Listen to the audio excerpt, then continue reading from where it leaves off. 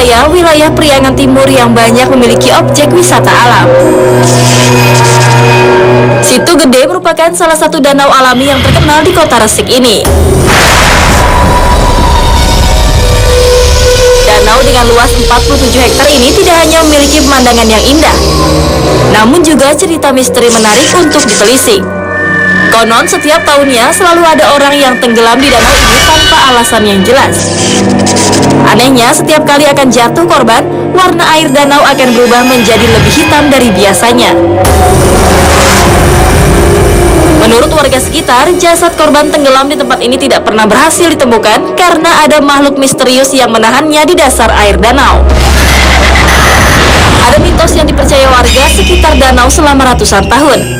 Apabila Situ Gede dikunjungi orang dari daerah tertentu, maka awan hitam dan hujan badai akan menghiasi tempat ini sampai pengunjung dari daerah tersebut keluar dari area wisata ini. Dulu saya narik ya dari darat ke air, nggak tahu saya juga dia orang Sumedang. Gitu, saya tarik aja, tiba-tiba udah di tengah mati mesinnya. Terus saya gelisah, gitu. Bagaimana? Langsung aja saya ke pinggir. Mesin begitu dia udah naik, dihidupin lagi, hidup lagi. Konon kejanggalan tersebut berawal dari sebuah legenda yang berasal dari pulau kecil di tengah danau. Dahulu hiduplah seorang pria bernama Prabu Dilaya. Beliau hijrah dari Sumedang ke Tasikmalaya bersama kedua istrinya untuk mencari ilmu. Bertahun-tahun menimba ilmu dan mengemban misi, sang Prabu pun mulai meninggalkan hal-hal duniawi yang ternyata mengecewakan hati kedua istrinya. Ironisnya, kekecewaan tersebut membawa malapetaka pada Prabu Dilaya meninggal ditikam oleh kedua istrinya.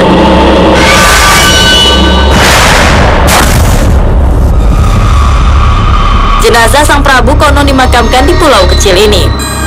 Kini warga sekitar percaya pulau kecil ini dijaga oleh sosok kakek berjanggut panjang dan memakai baju panjang berwarna putih.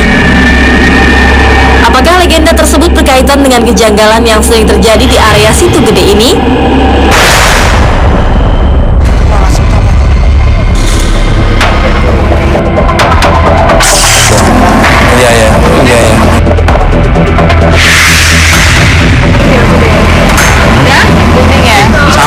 Sama manggil itu aku langsung merinding. Masih merinding kan, Mas? Iya, merinding. Nah, pemirsa Toko Jalan-Jalan dimanapun Anda berada dari dunia nyata maupun dunia di seluruh alam semesta yang indah ini. Saya sekarang berada di Situ Gede di Tasikmalaya, Jawa Barat yang konon katanya memiliki misteri yang hingga kini belum terpecahkan. Dan saya bersama Mbak Ria Winata dan Anita Hara. Nah, sekarang kita di depan ada sebuah pulau angker yang tak berpenghuni. Itu Situ Gede. Nah, coba Mbak. Ngeri pasti ya. Mari Mbak Ria dulu, gimana Mbak ya?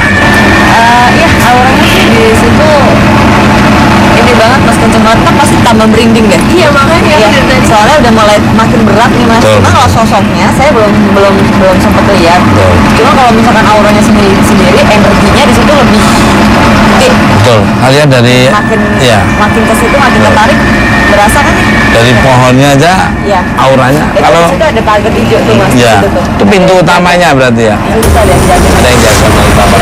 Aku pelajarin ke kalian nanya juga mau penduduk, biasanya kalau misalnya ada orang Sumedang yang kesini memang selalu hujan. Banyak Pak keturunan Sumedang. Iya. Hujan. Iya, jadi kayak mitosnya tuh setiap ada orang Sumedang ada aja kejadiannya gitu loh, Mas. Jadi kayak mulia orang Sumedang ya. Jadi kayak ada kayak nggak boleh mempersilahkan, mitosnya sih seperti itu. Gitu loh. Jadi nggak boleh, wah ada hujan lah, atau kalau nggak kita naik kapalnya nggak jalan lah. Jadi kita kayak dihalangi supaya nggak boleh ke sana gitu. Ya, tapi katanya hanya orang Sumedang aja yang nggak boleh. Baru diomongin angin langsung bertiup kencang. Iya.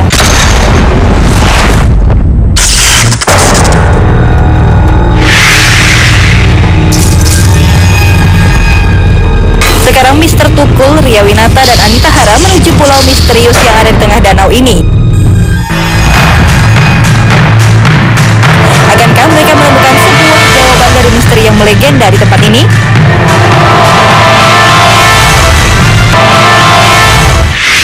Selamat datang Mas Tukul Terima kasih. Makam Eyang Prabu Dilaya. Nah Pak, saya mau nanya nih, dengar kalau orang Sumedang kalau ke situ gede ini kalau selalu ada kejadian sebetulnya apa yang ceritain? Ya, jadi begini Mas Tukul ya, karena Eyang Prabu Dilaya ini asli orang Sumedang. Mungkin ada bahasa istilah sumpah untuk orang Sumedang. Jadi kalau datang ke sini itu tiba-tiba saja awan hitam, terus air juga warnanya hitam gitu. Jadi selalu ada kejadian yang memang di luar prediksi manusia gitu, meskipun pada siang hari bolong gitu. Mbak Anita, apa yang dirasakan? Wah, kalau yang kurasakan sekarang sih Mas, aku rasanya merinding banget. Ini lebih merinding dibanding tadi di sana, karena di sini aku melihat banyak sekali sosok-sosok yang menyeramkan.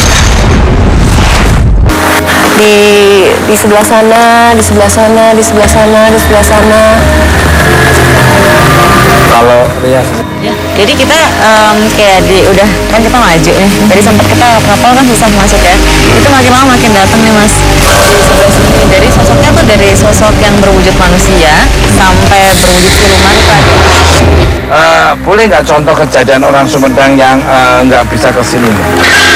Ya tadi itu Pak, waktu dulu pernah waktu zaman tentara ya dulu, waktu zaman tentara dulu mau dikirim ke tim-tim itu ada pelatihan di sini, Mas Tukul, ada pelatihan pemantapan di air.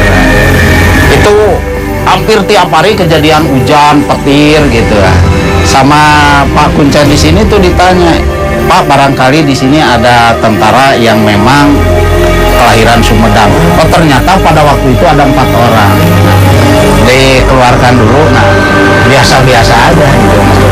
Jadi aman lagi ya, nggak hujan lagi. Iya. Tapi konon katanya badan kalau misalnya ada yang tenggelam di sini, katanya konon nggak naik lagi ya. Nah gitu. Itu benar ya? Kalau ada di sini orang tenggelam, meskipun 2 hari 2 malam itu nggak naik. timbul ke permukaan.